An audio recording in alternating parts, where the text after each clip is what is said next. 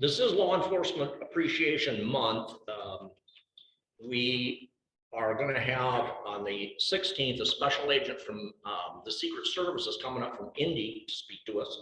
That's going to be neat. Elected sheriff in November 2018, Sheriff Jeff Siegel started his career in law enforcement as a jail officer with the LaGrange County Sheriff's Department. In 1991, he began working at the Elkhart County Sheriff's Office and was assigned to the Patrol Division. After working a short time in patrol, Sheriff Siegel accepted an assignment to work in the multi-jurisdictional drug unit known at the time as the Elkhart County Drug Task Force. In 1997, he was promoted to detective, where he focused on property crimes and as well as crimes against children. Throughout his time in the Detective Bureau, Sheriff Siegel became a polygraph examiner and a member of the American Polygraph Association. He's running unopposed on next Tuesday for his second term as sheriff. Please welcome Sheriff Jeff Siegel.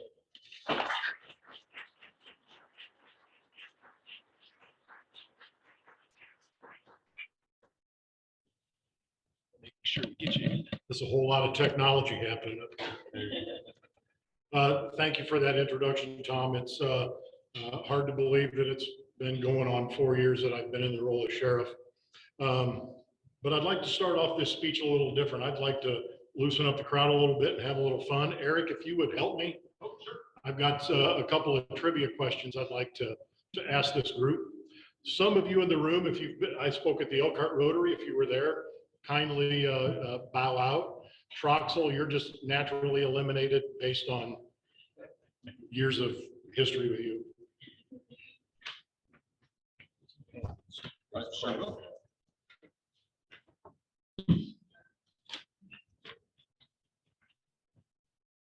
For our at-home viewers, sorry, I may move off camera a little bit, but I've been told I have the perfect face for radio. So let's jump into trivia right away here. We're going to play a little bit of high or low. Who can tell me what year the Elkhart County Sheriff's Office was formed? Anyone? Jim Dickerson, you usually talk a lot. 1800. A little higher. 1790.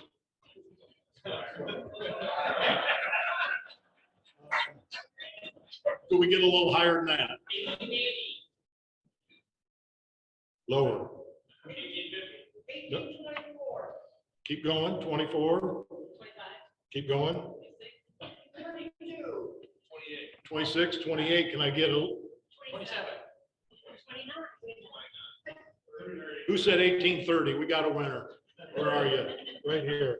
We have got an Elkhart County Sheriff's Office challenge coin for that one. Make sure it's right. Who is that going to? The gentleman right here that brought his son. These are I didn't think this would take this long. How many sheriffs have served Elkhart County?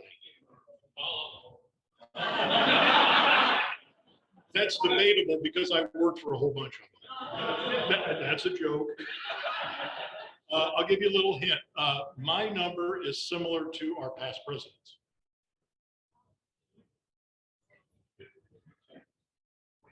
Shout it out. Did you say 45? Because I heard 45 right here from the gentleman in the plaid. One Sheriff's Office Constitution coin. Another game of high-low. How many beds are in your Elkhart County Jail? A lot higher. Judge? Higher. 1,200. We are the second largest jail in the state of Indiana. And when I speak about that, is it weird? You know, it's not something I should brag about, but it's still pretty cool. We're the second largest jail. Let me see if I can give you a little hint. It is well over 1,000. Not well over. No. A little lower. It's a little bit lower than 1,025. 1024. Boom, who said it? We got a winner. We have got a sheriff's office jail coin. Sound like a get out of jail free? 1,024 beds. How many people are sleeping in it today? This is a tough crowd. Wow. Currently, there are 703 inmates in the Elkhart County Jail. That's actually one of the good things we got out of COVID. It helped bring our population down a little bit. Prior to COVID, we were running around 900 inmates. Does anybody know how many people work at the sheriff's office? More than 200. I wish, but the citizens do not wish that. Your taxes would go up a little bit for that. 200, but less than 205. 204. Who gave me a 203? We got a winner at 203. And the winner gets a sheriff's office coffee cup, challenge coin, and a sticker.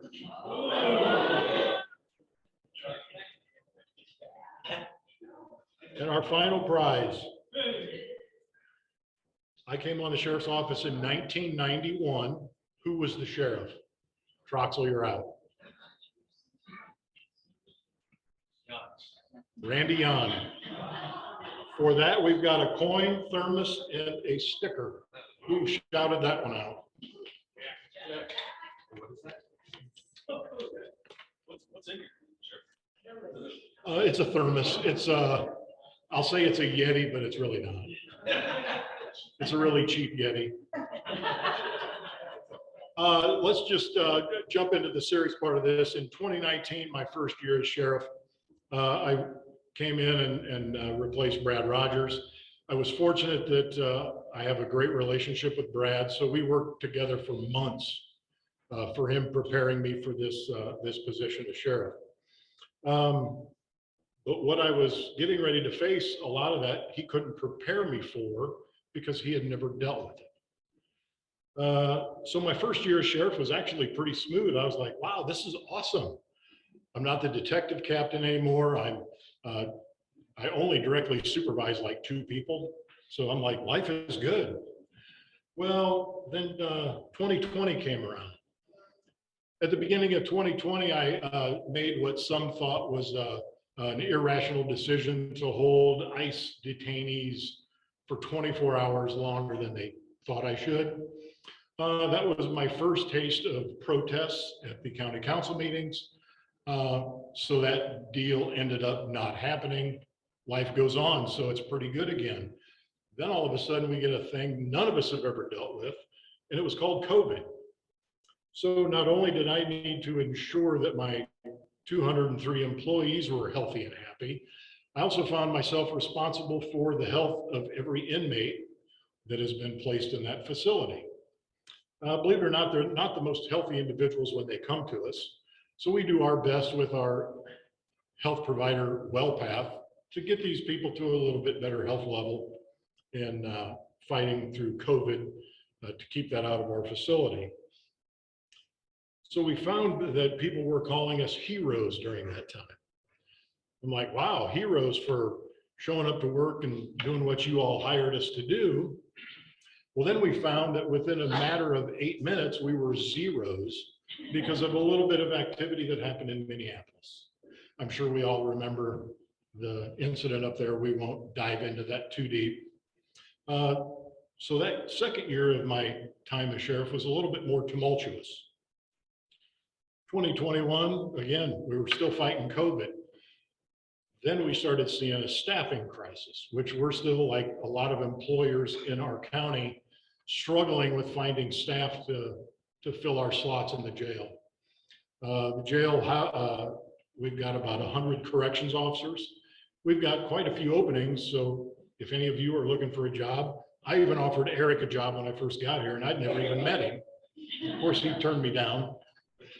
But if you have friends or family or people that you really don't even like that much that are looking for work, send them our way. We'll try to deal with them for a little bit and get that jail staff so we can, again, serve the inmates better.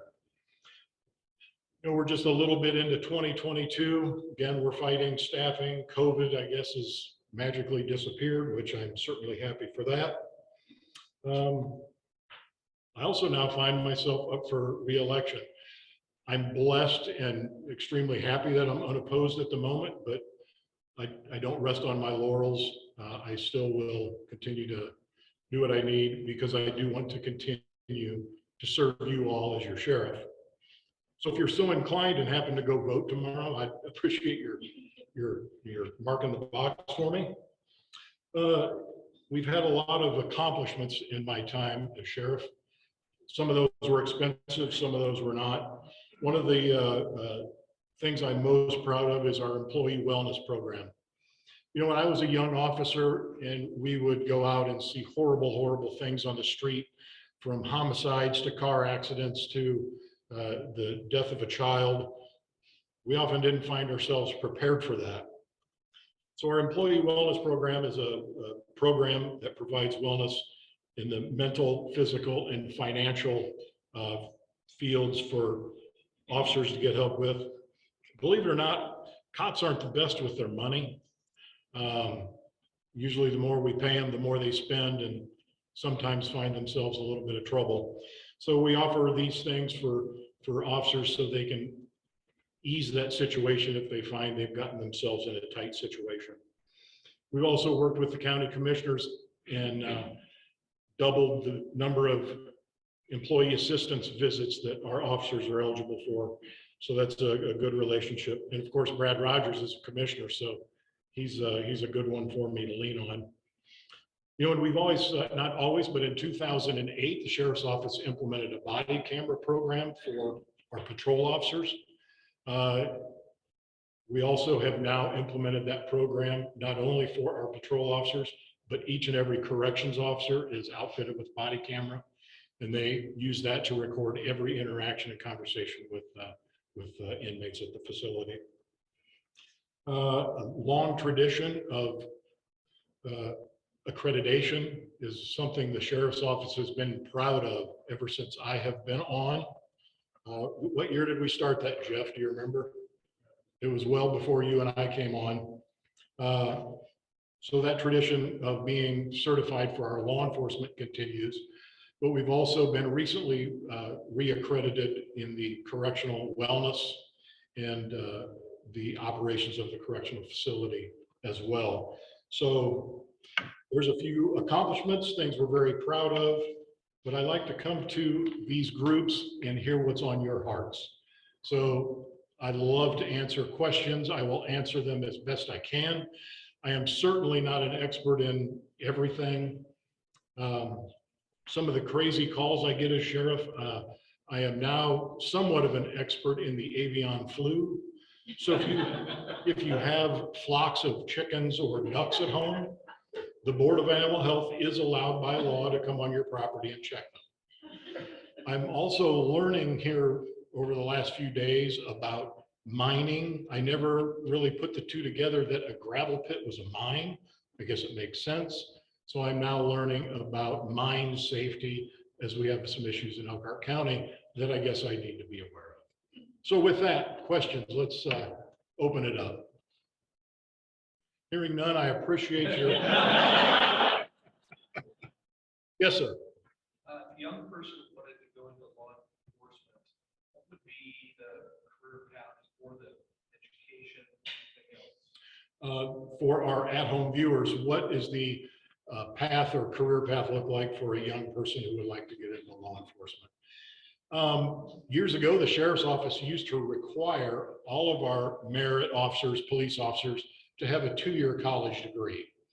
We went away from that several years ago because we realized that we were truly missing out on a lot of good applicants. So while we love to hire guys that have college, it's certainly not required anymore. If you come to work for us and you're a police officer, we'll actually pay for your college if you want to go back. But for young folks, if you want to start in corrections, you have to be 18 years of age. Kind of hard to believe that an 18-year-old is equipped and has the brain power to deal with some of our inmates, but that's where we're at. One thing we do at the sheriff's office is we prefer to hire our road officers from the correctional staff. It's a little bit of a cheat for us because we not only get to see their work ethic, but also their personal character as well, to see if they are actually going to fit our mold to be a patrol officer. So again, do good in high school, come in and apply. You know, like I said, we've got a few openings, so we'll consider about everybody. That's it? Yes, sir. What's the average cost for a yearly inmate? For, I'm sorry, average cost for a yearly. For a yearly inmate? Is it in the jail? Well, that sounds like a question I used to get every month from John Leatherman, who is a county councilman. I actually can't answer that. We've been working on getting a definitive answer because we have been trying to answer it accurately. So we need to take into consideration how much wear and tear is on the facility because of an inmate. How much is a mattress? How much are uniforms, flip-flops, food, medical, all that. So that's one goal we haven't got to is a good answer. Little bit of side information, to house an inmate used to be $35 a day. So for example, if I house an inmate for Wabash County, I charge them $35 a day. When Randy Yon was the sheriff, it was $35 a day. So that doesn't even truly represent how much it would cost to house someone. Ma'am, and I just saw you a little bit ago. Yes. Oh my God. Good to see you. I was at the county commissioners meeting this morning. I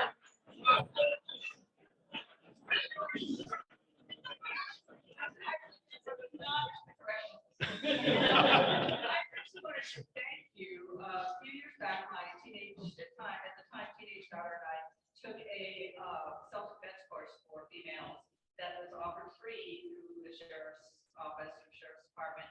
And it was a great course, and I love beating up on some deputies at the end.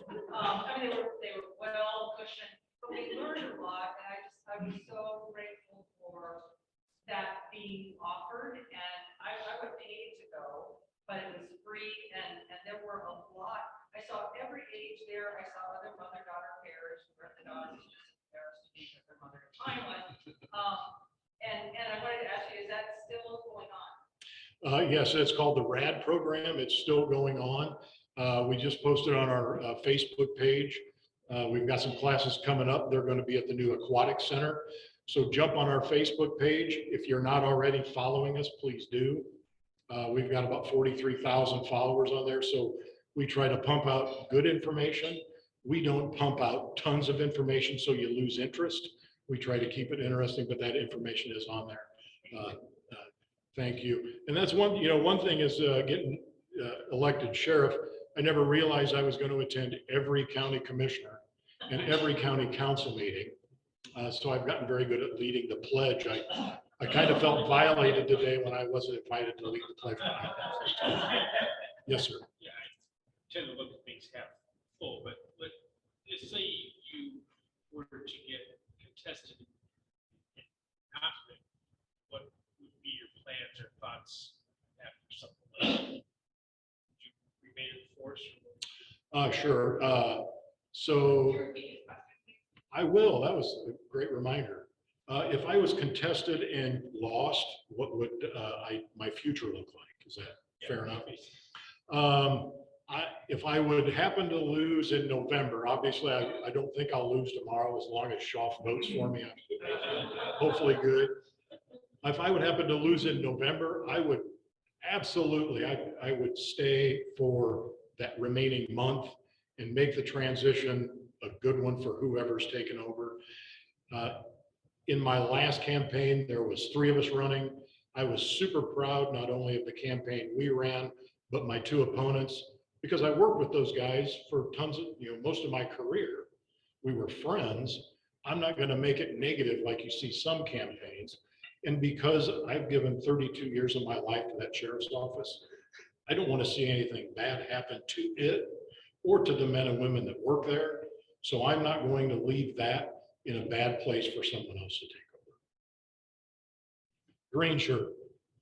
Can you talk a little bit about what you see happening for your department as the county transitions to a merged building of its own?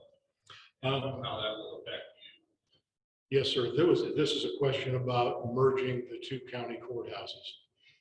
As a taxpayer, I certainly am a little leery, but as the sheriff, I'm excited about it. One of my duties as sheriff is making sure that individuals in the jail are transported to court when they're needed.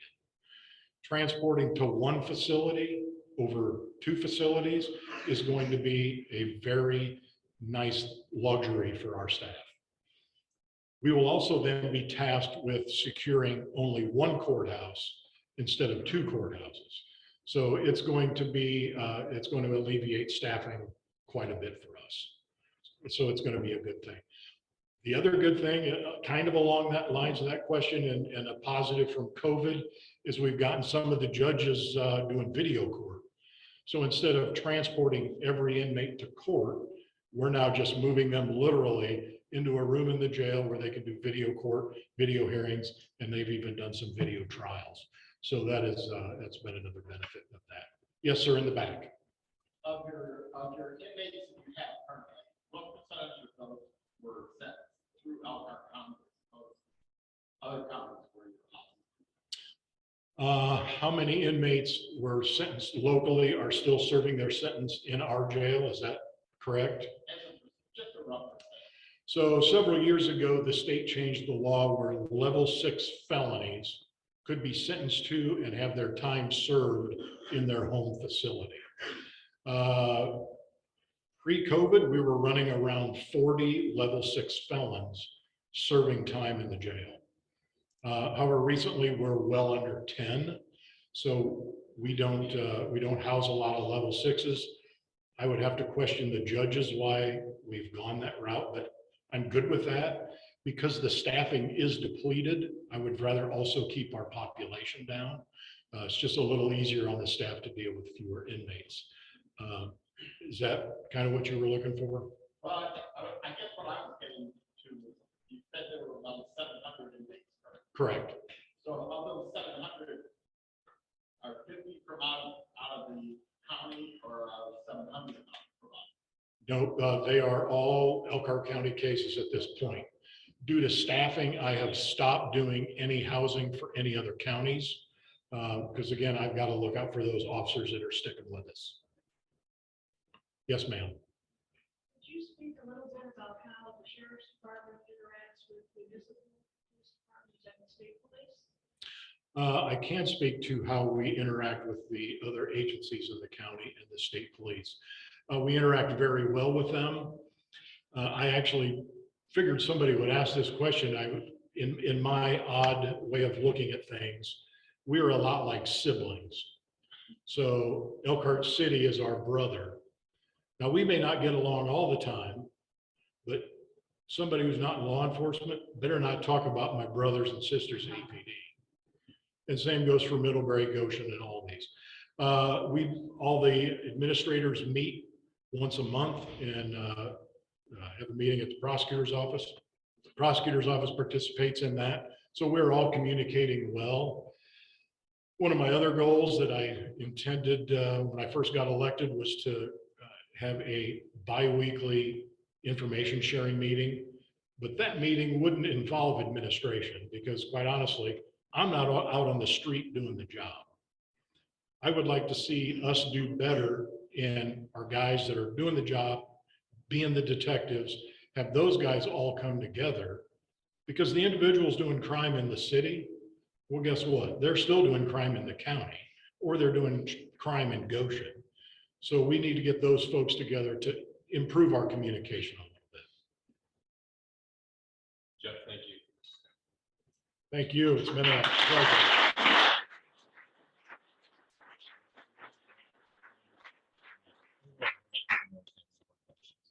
Thank you so much. Appreciate it. So continues a difficult string of speakers that I have to tell to stop speaking. Jeff, I had to tell a judge last week to stop speaking, and I had to tell the chief of police from Elkhart, and it is an unenviable position. So I'm a politician because of my job, but I'm not one that likes to get up and hear myself just Love it. Thanks again for coming out. And I have to say, my personal experience I shared with Jeff and also with Tom. My brother, right out of high school, he's 4 years younger than I. He actually was interested in law enforcement. Our dad was literally a lifetime law enforcement officer, state policeman, and my brother started as an intern with the corrections department, and in fact, then got his first job in the corrections department, became a patrol officer, and eventually ran and was elected in the county that we grew up in as our elected sheriff. And he, I think, also is unopposed this November. But that's right along the pathway that you were describing in terms of corrections. So my brother's doing something right, and I'm really happy he's there representing the family, because I got the hell out of there. It rains a lot in Oregon, and he's ready for that. So, well, thank you again for being here. Thanks for everybody. I just feel these are such a good, it's a team environment at these meetings. A lot of people go into it. And of course, you all, it wouldn't be a meeting without you all being here. So thanks again. Look for an email from me, all those little details and dates. You'll have them all in one place. We hope to get you out to all those activities. Thanks again for being an Elkhart Rotarian. Thanks for serving your community. Rotary is adjourned.